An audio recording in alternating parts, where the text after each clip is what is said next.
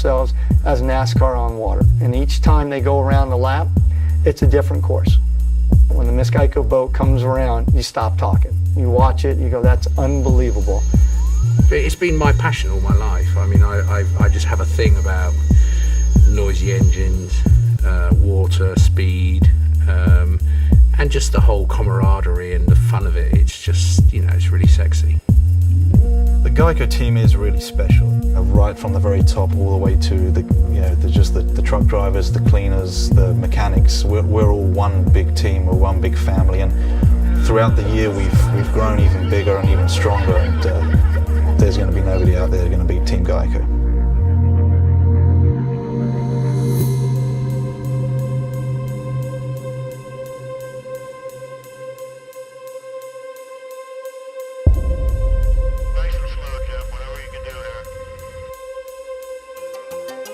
One of the things that is unique about the sport of offshore racing is that it is dangerous.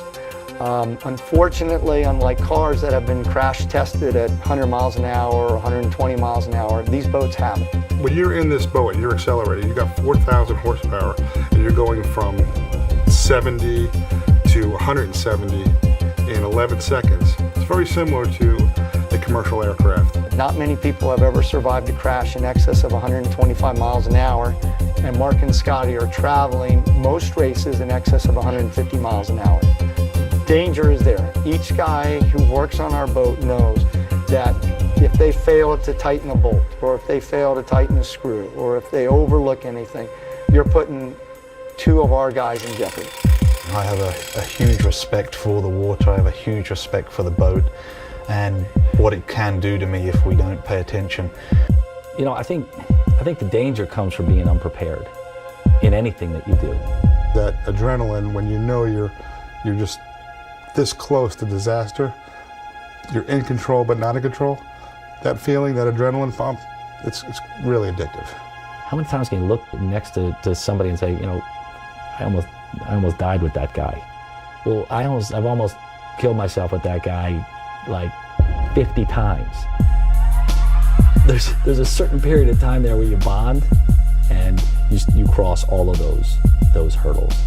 With any type of high-speed sport, there are uncontrollables. When things go wrong, they go wrong terribly. And at that point, you become just another passenger or victim.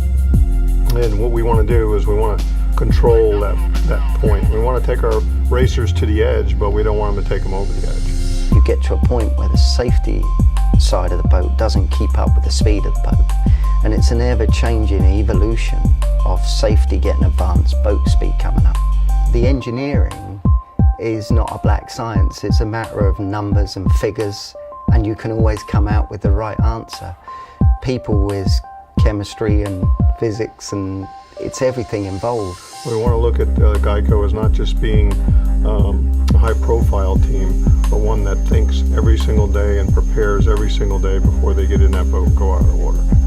Obviously, everybody wants to go fast, everybody wants to be the fastest boat out there, the coolest boat out there, the most horsepower, the new propeller, the new gearbox, but one of the things we do really concentrate on is the safety side of things as well.